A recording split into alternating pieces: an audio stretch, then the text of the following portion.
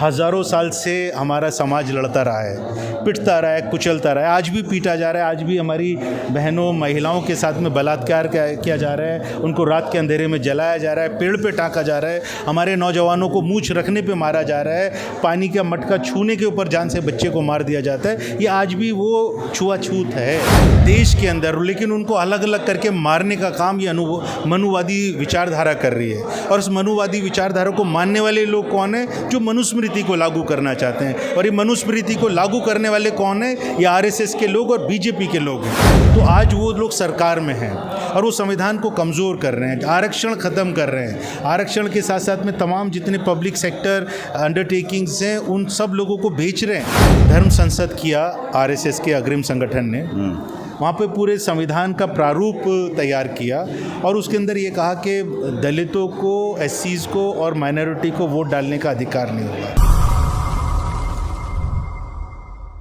साथ खास मेहमान हैं। कांग्रेस ने संविधान बचाओ यात्रा की शुरुआत पेरियार की धरती चेन्नई से की है और उसकी पूरी जिम्मेदारी कांग्रेस के सी डिपार्टमेंट के चेयरमैन राजेश लिलौटिया पर है। ये तस्वीरें दूसरे विंडो में आप देख सकते हैं। संविधान बचाओ यात्रा की तैयारी चल रही है, मंच हो रहा है, भाषण हो रहा है और जहाँ जहाँ से राहुल गांधी की यात्रा निकली है वहाँ से संविधान बचाओ यात्रा चालू है।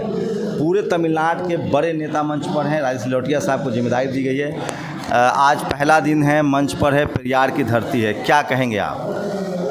एक अनूठा अनुभव है ऐसे वक्त में कि जब देश में संविधान को तोड़ा जा रहा है, कमज़ोर किया जा रहा है। ऐसे वक्त में तमाम जो लोगों से समर्थन मिल रहा है संविधान बचाओ मार्च के लिए, और उसके अंदर सिर्फ कांग्रेस के लोग नहीं हैं, उसमें जो लाइक माइंडेड रीजनल पार्टीज़ हैं वो लोग हमारे साथ में जुड़ रहे हैं, सिविल सोसाइटी के लोग जुड़ रहे हैं। तो वो बहुत एक अच्छा अनुभव है कि संविधान की जैसे हमने बात की और जब लोगों को मालूम है कि संविधान आज खतरे में है, सिर्फ उसको हम लोगों ने एक पोर्ट्रे किया कि आज देखिए संविधान बचाओ मार्च निकाल रहे हैं, आप लोग साथ आइए, तो लोग खुलकर समर्थन दे रहे हैं। और आपने अभी देखा जिस तरीके से लोगों में उत्साह है, तमाम सारे सीनियर लीडर्स, सिविल सोसाइटी के लीडर्स, सब लोग बैठकर यहाँ पर आज उसकी शुरुआत करने के लिए यहाँ पर इकट्ठा हैं। तमिलनाडु ही क्यों चुना? पेरियार वजह है, भारत जोड़ो यात्रा वजह है, या फिर से कांग्रेस एकदम social justice, SC ST OBC minority के मुद्दे पर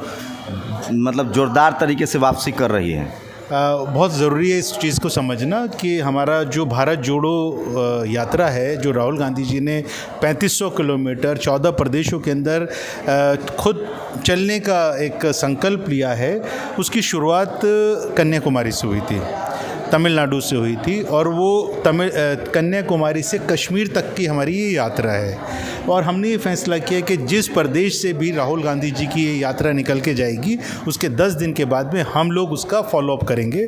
और फॉलोअप हम कैसे करेंगे? कि संविधान बचाओ मार्च के माध्यम से हम लोग इसको 75 किलोमीटर की यात्रा को प्लान किया है, रूट किया है कि हम लोग इसमें लोगों से मिलेंगे, जनसंपर्क करेंगे, लोगों को संविधान रक्षक के रूप में एनरोल करेंगे।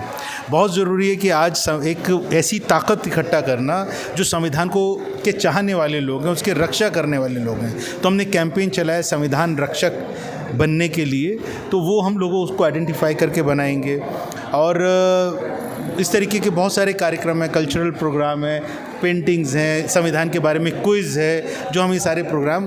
क्यों लगता है आप लोग को संविधान खतरा में है? जब बीजेपी, अभी तो 10 साल हुई है बीजेपी को। सुब्रमण्यम स्वामी ने सुप्रीम कोर्ट में याचिका डाली है और जिसमें कहा है कि प्रीएम्बल का सोशलिस्ट और सेकुलर ये दोनों चीज़ें हटनी चाहिए।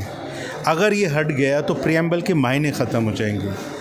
ये जो बात करते हैं, तमिलनाडु से हैं और सांसद हैं बीजेपी के। सुब्रमण्यम स्वामी तो मेरे हिसाब से वो देशद्रोही है, मैं ये सीधा कहना चाहूँगा। जो व्यक्ति संविधान को नहीं मानता उसको कोई अधिकार नहीं है कहने का कि वो देश का इसका हिस्सा है। लेकिन सोचिए, उसी सुब्रमण्यम स्वामी के स्टेट तमिलनाडु में पेरियार की धरती है, यहाँ एससी एसटी ओबीसी माइनॉरिटी के ही सारे विधायक हैं, सोशल जस्टिस चरम पर है। क्या कांग्रेस भी इस मॉडल को अपनाएगी, फॉलो करेगी और तमाम बहुजन नेताओं को, आप जैसे नेताओं को, जो डिसीजन मेकिंग बॉडी है, जो बड़े बड़े पद हैं, क्योंकि तमिलनाडु में मैं आके देख रहा हूँ कि लोग सीधा कह रहे हैं कि हमारी भागीदारी कहाँ है?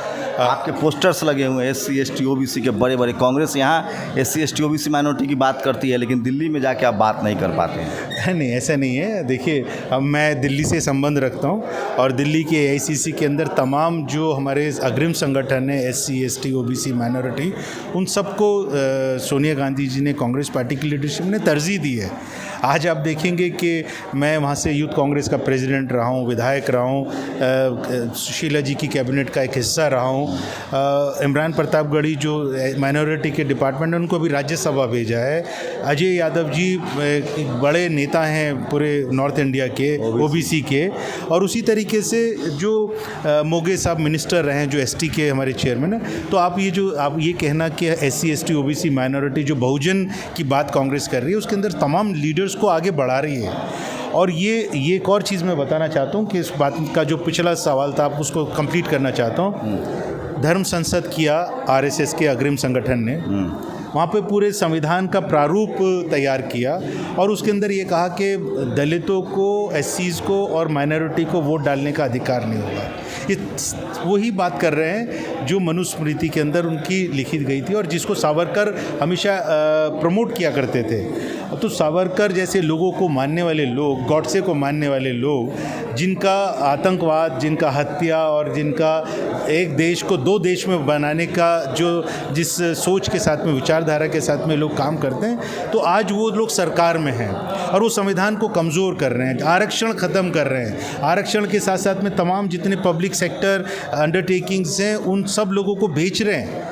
इन्होंने बनाया कुछ नहीं बल्कि बेचने का काम कर रहे हैं। तो आज एक हम विपक्ष में ज़रूर हैं, लेकिन विपक्ष की भी एक भूमिका होती है। क्या कांग्रेस सत्ता में आती है तो ये सब रिस्टोर करेगी? और क्या लेटेस्ट, आप लोग तो काफ़ी तरजीह मिल रही है SC ST OBC को, उसके आप खुद एक गवाह हैं, अब आप SC डिपार्टमेंट के चेयरमैन हैं, तो क्या कांग्रेस ये सब रिस्टोर करेगी फिर से? क्या बातचीत होती है कांग्रेस के बड़े नेताओं के साथ आप लोग? देखिए, मैं बिल्कुल बताऊं आप, क्योंकि मैं आपको अभी अप्रिशिएट करता हूं कि आप बहुजन मूवमेंट को, उस आइडियोलॉजी को हमेशा प्रमोट करते हैं। एंड आप जैसे एक नौजवान जो इस पूरी विचारधारा को आगे लेकर आना चाहते हैं, वो आपका एक बार बार ये सवाल उठता है और ये सवाल आप हमेशा पूछते हैं कि क्या कांग्रेस ऐसा करेगी। ये जो चिंता है आपकी, ये जो फिक्र है आपका, इस चीज़ को दर्शाता है कि आप जैसे लोग, चाहे वो कांग्रेस पार्टी हो या कोई रीजनल पार्टीज़ हैं, उनको इस बात को समझाने के लिए अपना योगदान दे रहे हैं। हम लोग इसलिए इस बात को प्रमोट करें कि हमारी लड़ाई वर्चस्ववाद के खिलाफ समानता की है। हम वर्चस्ववाद नहीं चाहते हैं, इक्वालिटी, फ्रेटर्निटी चाहते हैं, जो संविधान का, बाबा साहब का जो मूल विचार है। तो आपकी जो उम्मीद जिस तरीके से आज कांग्रेस पार्टी से है, मैं उस चीज़ के लिए धन्यवाद करता हूं आपको, और आपसे एक आग्रह भी करूंगा कि ये जो आपका आंदोलन है, ये आंदोलन बोलूँगा मैं आपका, जो आप इस आइडियोलॉजी को आगे लेकर चाह रहे हो, जिसमें आपको पता है कि जब तक ये लोग यूनाइट नहीं होंगे, SC ST OBC माइनॉरिटी जो 85 पार्टी लाइन, मैं वही बता रहा हूँ, जो 85% हैं देश के अंदर, लेकिन उनको अलग अलग करके मारने का काम ये मनुवादी विचारधारा कर रही है। और इस मनुवादी विचारधारा को मानने वाले लोग कौन है? जो मनुस्मृति को लागू करना चाहते हैं। और ये मनुस्मृति को लागू करने वाले कौन है? ये RSS के लोग और BJP के लोग हैं। तो मेरा ये मानना है कि आप जैसे लोगों की भी ज़रूरत है। हम लोग पॉलिटिकल लोग हैं, हमारी कुछ बाउंड्रीज हो सकती हैं, लेकिन आप लोग बियॉन्ड द बाउंड्रीज हैं। बॉल दूसरे के पाले में डाल रहे हैं। नहीं, हम अपनी जिम्मेदारी ले रहे हैं, तभी हमने इतना ओपन संविधान बचाओ मार्च का आज लॉन्च कर रहे हैं हम लोग पूरे देश भर के लिए। आपने इनिशिएट किया, पार्टी से कैसा समर्थन मिल रहा है? तभी देखिए ना, दिग्विजय सिंह अपनी भारत जोड़ो यात्रा छोड़कर वहाँ सर यहाँ पर आए हैं। सलमान खुर्शीद साहब के केसेस लगे हुए थे, उन्होंने किसी को प्रॉक्सी भेजा है वहाँ पर। तो ये सारे तमाम, चिदम्बरम साहब यहाँ पर बैठे हैं। तो आपको लगता है कि देश के पूरे नेतृत्व यहाँ पर बैठा है। के राजू जी यहाँ पर उपस्थित हैं। के राजू जी का एक इनिशिएटिव था ये, और उन्होंने बहुत प्रयास किया कि इस नए नैरेटिव को लेकर आएँ और उसको लॉन्च करें। तो आज जिसकी शुरुआत है, और मुझे बड़ी खुशी है इस बात की कि इस नैरेटिव को हम आज ज़मीन पर उतारने का काम कर रहे हैं, लोगों से जनसंपर्क करेंगे। देखिए, मैं एक और चीज़ बताता हूँ, ये लड़ाई बहुत लंबी है। हज़ारों साल से हमारा समाज लड़ता रहा है, पिटता रहा है, कुचलता रहा है, आज भी पीटा जा रहा है, आज भी हमारी बहनों महिलाओं के साथ में बलात्कार किया जा रहा है, उनको रात के अंधेरे में जलाया जा रहा है, पेड़ पे टाँका जा रहा है, हमारे नौजवानों को मूंछ रखने पे मारा जा रहा है, पानी का मटका छूने के ऊपर जान से बच्चे को मार दिया जाता है। ये आज भी वो छुआछूत है। और बाबा साहब ने यही कहा था कि ये जो आरक्षण है वो ये आरक्षण सिर्फ राजनीतिक नहीं है, सिर्फ इसको पहले समझना कि समाज के लोगों को भी समझने की आवश्यकता है। समाज के लोगों को समझना है कि ये जब तक छुआछूत रहेगी, भेदभाव रहेगा, ये आरक्षण भी रहना चाहिए। और ये भारतीय जनता पार्टी वाले इस आरक्षण को ही ख़त्म कर रहे हैं। तो इकोनॉमिक वीकर सेक्शन पर क्या स्टैंड है पार्टी? देखिए, इकोनॉमिक वीकर, देखिए मैं आपको बड़ा सिंपल, देखिए इकोनॉमिक वीकर सेक्शन में अगर वो प्रावधान SC ST OBC माइनॉरिटी के लिए भी दिया गया है तो वी वेलकम इट। लेकिन बहुत सोची समझी साजिश के तहत हमारी जेब में से हमारा पैसा निकाल लिया, हमारा हिस्सा निकाल लिया और उसको बांट दिया किन में, कि जिसके अंदर हमारे लोगों का अधिकार नहीं, जो हमारे गरीब लोग हैं। अरे हमारे तो 100% गरीब ही लोग हैं, SC ST OBC माइनॉरिटी के लोग। आप हमारा हिस्सा निकाल के आप उस कम्युनिटी के लोगों को दे रहे हैं जो आपके अपने लोग हैं, जिनको सामाजिक दृष्टि से कहीं पर भी कोई दिक्कत नहीं है। वो सोचिए, संविधान यात्रा है, पार्टी कोई भी हो, मुझे लगता है कि बहुजन समाज में राजेश लिलोटिया जैसे लोगों की ज़रूरत है।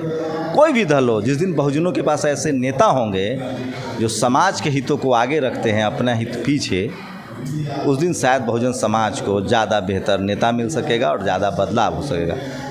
शुक्रिया सर, हमसे बातचीत करने के लिए। पेरियार की धरती पर हैं और जय संविधान यात्रा निकल रही है, राजेश लिलोटिया उसके शिल्पकार हैं। आप लोग अपनी प्रतिक्रिया जरूर दीजिए। क्या बहुजन समाज को बियॉन्ड द पार्टी बहुजन नेताओं की ज़रूरत है जो डंके की चोट पर अपने समाज हक अधिकार की बात रख सके? राजेश लिलोटिया उसी कड़ी में एक मजबूत नेता हैं और संविधान यात्रा निकाल रहे हैं।